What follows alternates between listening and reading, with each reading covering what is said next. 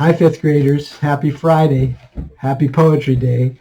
Um, our subject today is poems about poetry, uh, which is kind of funny, I think. But if you do something for a while, whether it's making furniture or drawing pictures or writing poetry, uh, you start to think about what you're doing, and you have certain questions and certain concerns. There are things you notice, things you realize, and sometimes you want to write those down.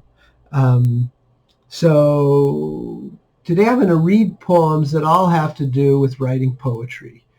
The first one is called Empty Head, and it's about that feeling of trying to write a poem and not quite getting there or feeling stuck. We talked at the very beginning of Poetry Time about hand-mind coordination, about when you think a thought and you just write it down as directly as possible. And sometimes your first thought when you try to write a poem is, what am I going to write about? I don't have anything to write about. I don't feel like writing a poem. I don't have an idea. I'm stuck. And often that's a good place to start writing. Sometimes that can lead you to a poem. Sometimes it just gets you warmed up. But this is a poem called Empty Head. It looks like this on the page. Empty Head. An idea came into my head, so slender, so slight. An idea came fleetingly, fearfully, came to a light. It wheeled about, stretched itself out. An idea came that I wanted to stay, but it brushed my hand and taking its flight through my fingers slipped away. It's that feeling of almost getting it. Sometimes an idea just seems to hang out there. It's almost in your mind, but it's not quite there, and you reach for it, but you miss it. That's Empty Head. So, one question I have for you that might be the subject of a poem is, how does it feel when you're trying to write a poem and no idea is coming to you? What's that like? And, try to write about that in the language of poetry.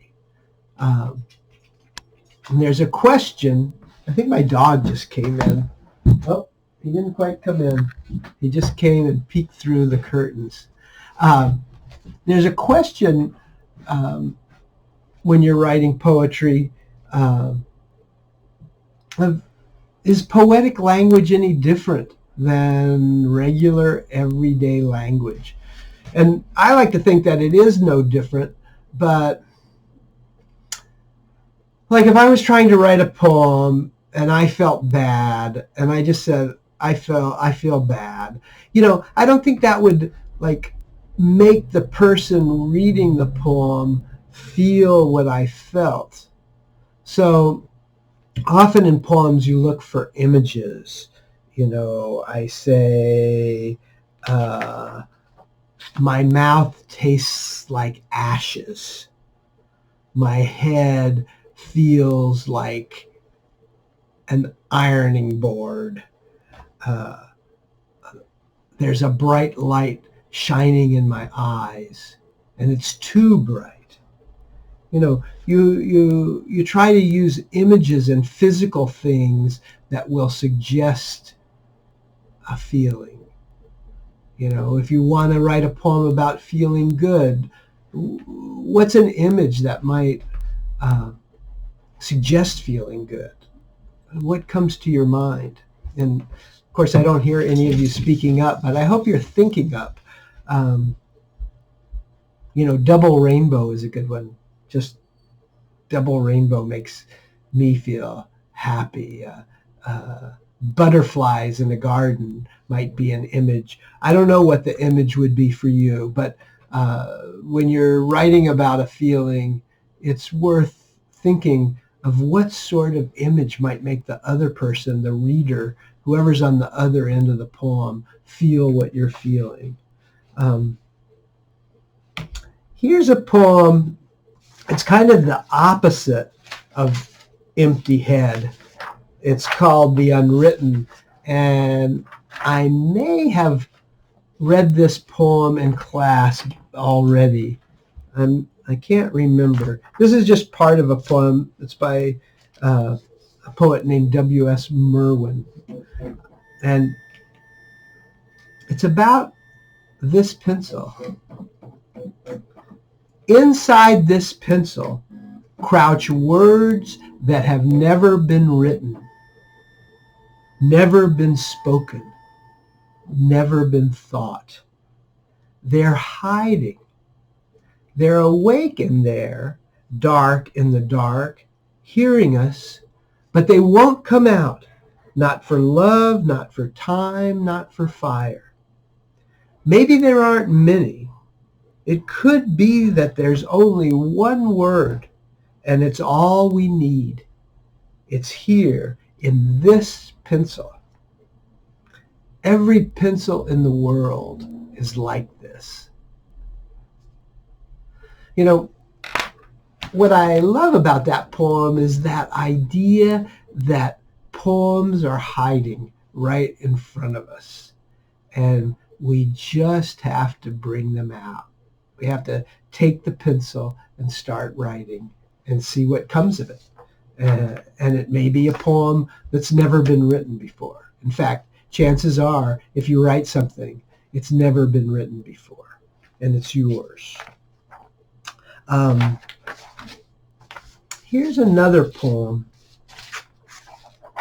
called On the Other Side of the Poem. And just the title creates an interesting image in my mind that we're on one side of the poem, or the poet is on one side of the poem, the reader maybe is on one side of the poem, and on the other side there's this whole world. And there's some interesting words in the poem. Orchard, a bunch of fruit trees. Bud, like a flower bud. Treading, which is like walking. The poem talks about fevered longing. Longing is when you desire something. And fevered longing, it implies that, feeling when you're almost feverish, hot and sweaty, and just kind of almost delirious. And there's a name in the poem, Rokel, which I think is like a variation of Raquel. And it's also the name of the poet. The poet's name is Rokel. So you can see. On the other side of the poem. On the other side of the poem, there is an orchard. And in the orchard, a house with a roof of straw. And 3 pine trees, 3 watchmen who never speak, standing guard. On the other side of the poem, there is a bird, yellow-brown, with a red breast, and every winter he returns and hangs like a bud in the naked bush. On the other side of the poem, there is a path, as thin as a hairline cut, and someone lost in time is treading the path barefoot without a sound. On the other side of the poem, amazing things may happen, even on this overcast day, this wounded hour that breathes its fevered longing on the window pane. On the other side of the poem, my mother may appear and stand in the doorway for a while, lost in thought, and then call me home as she used to call me home long ago. Enough play, Rokel. Don't you see it's night? So what I like about that poem is it creates this whole other world just by using the words. On the other side of the poem, there is an orchard, and in the orchard, a house with a roof of straw and 3 pine trees. And you can see the 3 pine trees. They're right there if you're imagining what's in the poem. I like that image. If you go back and reread the poem, there's this bird that's got the red breast, and it hangs like a bud in the naked bush.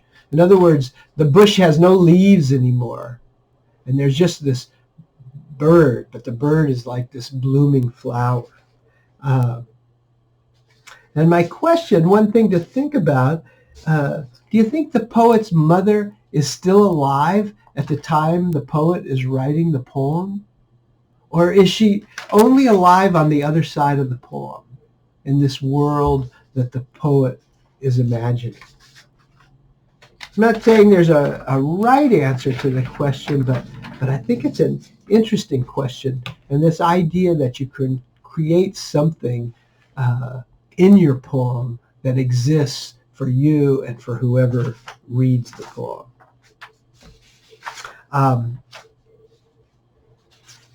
Here's a poem by a third grader, I guess, when I was doing poetry in a third grade class, and I wrote the poem down, but I had, I had asked the question, what is poetry? And this poet just said these words, and I wrote them down. Poetry. To talk about water and the way it flows, that's boring. We want action. Make it dangerous. An elephant gets mad. He steps on a man. It splats. It splatters. Don't you like exciting stuff when people get hurt? So that's what was poetry to that student. Here are some poems from some of Ms. Goyen's students in other years. The first one is called The Blank Space, which I think was inspired by Empty Head. The poet was writing about that feeling of trying to write a poem. The blank space. Here I am with my paper, so blank, so white. At my desk, frustrated, mad, and hopeless. I try to think, but I can't. It's too hard, I say. I look at my paper, so blank, so white. It's very simple, and it's a nice poem. And this is a poem called The Simple Life of a Poem. It's just a poem, is what he said.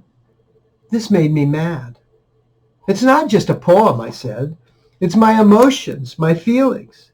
It's a way for me to express myself. A poem is the words that I can't say out loud. It's the words that get clogged up inside and make me want to cry. My poem is my life. It's just a poem, he said. It's just a poem. So one thing you can write about is what a poem is for you. One more poem I'm looking for. Oh, this is it. This is a poem called How a Poem is Made, also by a 5th grader from Carol's class. And it looks nice on the page. The way it looks on the page kind of reflects what the poem actually says. So I'm reading these just to give an idea of topics you can write about. The frustration of trying to write a poem, what poetry means to you. All these are fair game. So this is called How a Poem is Made. When the wind dances, the idea wakes. It has no center, no focus, just free floating in the air like plankton under the sea. It scampers around, collecting the sunset, the breeze off a bakery. It has a purpose. Suddenly, it is alive and awake, truly. It swirls, the wind swooshes, and the idea is now a poem. And one thing I like about that poem is this was in a class where someone else had written a poem about the wind swooshing, and this other poet really liked that swooshing wind. So she took that word, swooshes, and she put it into her poem. And poets do that all the time. They take things from poems they like and they use it in their own poems, but they make it their own. So this last poem is by a poet, Naomi Shihab Nye, who's one of my favorite poets. And it might be good to know the setup the first time you hear the poem. So she's someone who gives a lot of poetry readings. And what I think is going on here is that after the reading, a guy comes up to her and says, "Write me a poem." And she calls this person Earnest Man. So when you're earnest, you're kind of overly serious. And man, she spells it M-A-N-N like it's his last name. But I think she thought this man was very earnest. So the poem is called Valentine for Earnest Man. You can't order a poem like you order a taco. Walk up to the counter, say, "I'll take 2, and expect it to be handed back to you on a shiny plate. Still, I like your spirit. Anyone who says, "Here's my address, write me a poem," deserves something in reply. So I'll tell you a secret instead. Poems hide. In the bottoms of our shoes, they are sleeping. They are the shadows drifting across our ceilings the moment before we wake up. What we have to do is live in a way that lets us find them. Once I knew a man who gave his wife 2 skunks for a Valentine. He couldn't understand why she was crying. I thought they had such beautiful eyes. And he was serious. He was a serious man who lived in a serious way. Nothing was ugly just because the world said so. He really liked those skunks. So he reinvented them as Valentines, and they became beautiful, at least to him. And the poems that had been hiding in the eyes of skunks for centuries crawled out and curled up at his feet. Maybe if we reinvent whatever our lives give us, we find poems. Check your garage, the odd sock in your drawer, the person you almost like, but not quite. And let me know. So your assignment is to write a poem about poetry, which is fairly broad. Something you like about poetry, what poetry does, how you feel when you read poems, how you feel when you write a poem, where poems hide. There was a poem someone wrote in Carol's class called "If Poems Had Wings," and that's a title that a lot of her students have used to write a poem. If my poem had wings, and then just going with it to see where that line would take you. Any questions? Well, I guess not. And so I've really been enjoying reading your poems. Carol has been sending them to me, and I look forward to seeing this next batch. Have a great week. Bye.